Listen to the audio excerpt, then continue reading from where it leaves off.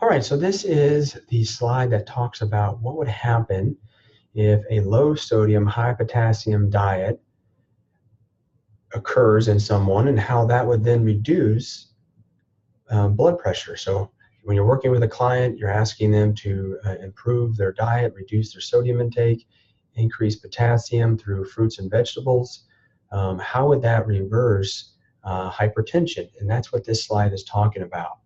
The overall take home with this is that really what we're going to eventually do is all of these steps are eventually going to lead to a reduction in calcium in the vascular smooth muscle cell, which is going to reduce actin and myosin interaction, which is going to decrease vascular contraction and decrease blood pressure. So how do we get to eventually preventing calcium from entering the vascular smooth muscle cell? Well, it starts here at the top, and here again we have the lumen of the arteriole. Here is the endothelial cell lining the lumen, and then you have just on the outside of that is going to be the vascular smooth muscle cell.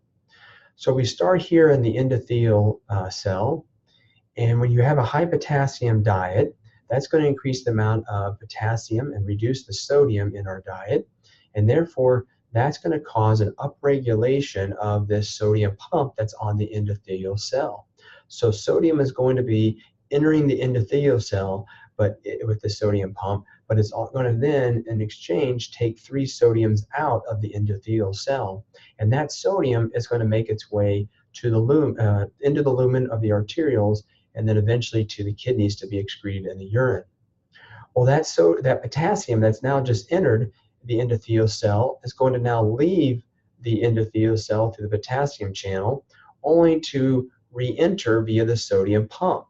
The idea is that steps 2, 3, and 4 are going to repeat over and over with potassium in, then potassium out, potassium in order to churn this sodium pump to get sodium out of the endothelial cell.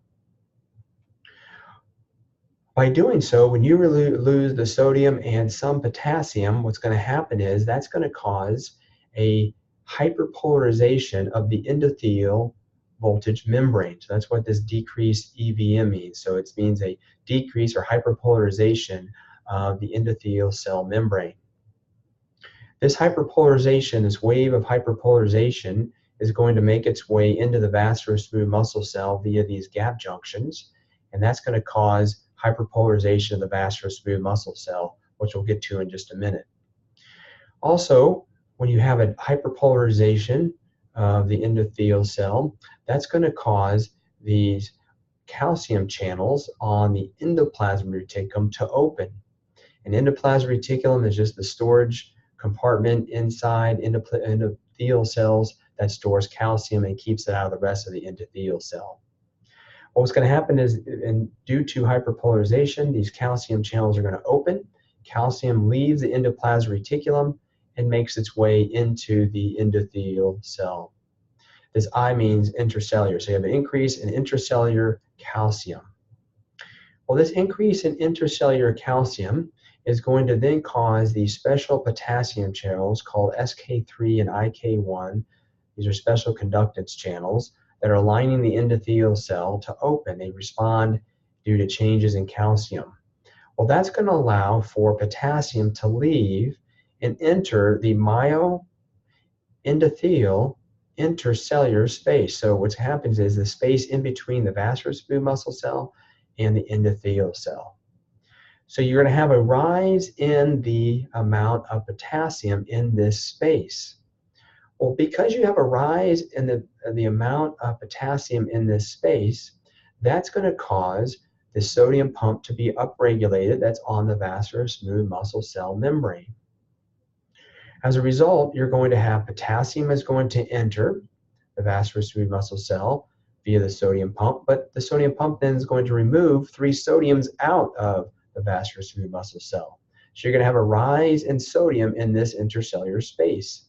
Eventually, that sodium is going to, through leaky channels, it's going to make its way into the endothelial cells and eventually get removed here via this sodium pump, and then it's going to make its way into the lumen before it moves out into the kidney, where you're excreted in the urine.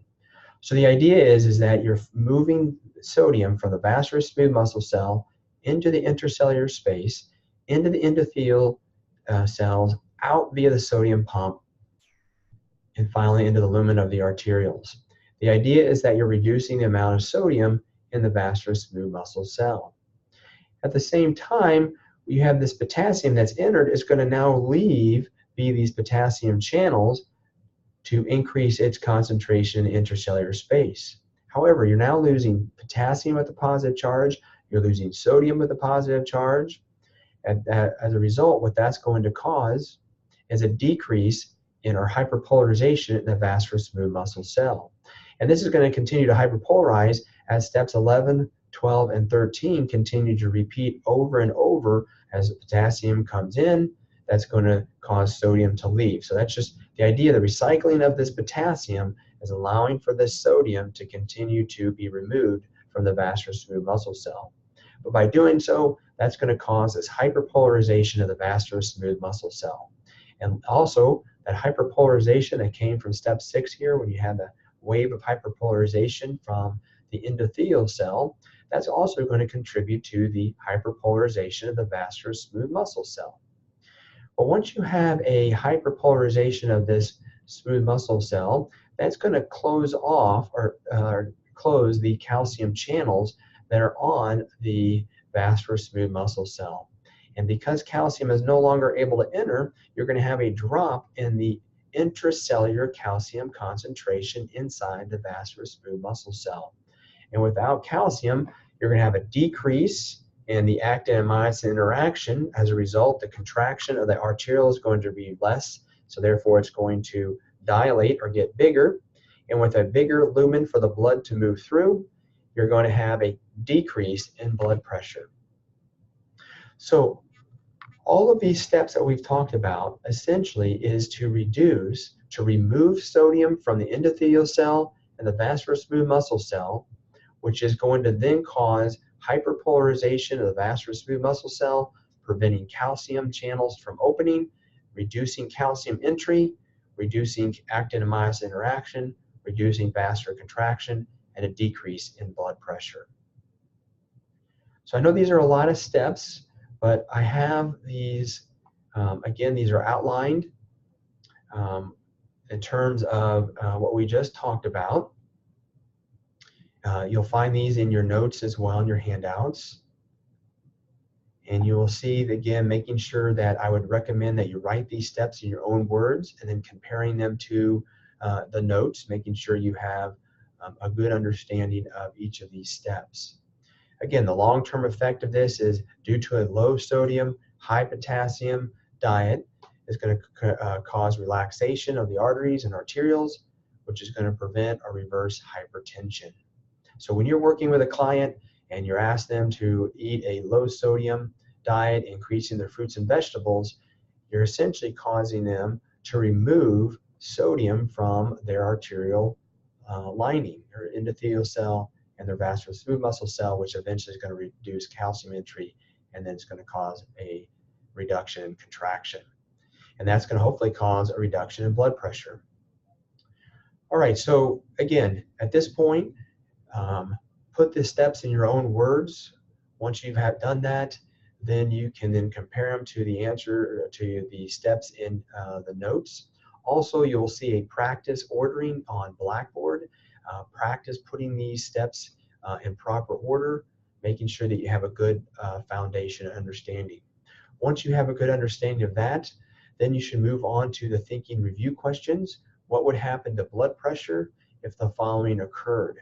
So again, complete these on your own first, and then I'll put up there'll be a slide video for you and also a handout to review that you'll be able to compare your answers to.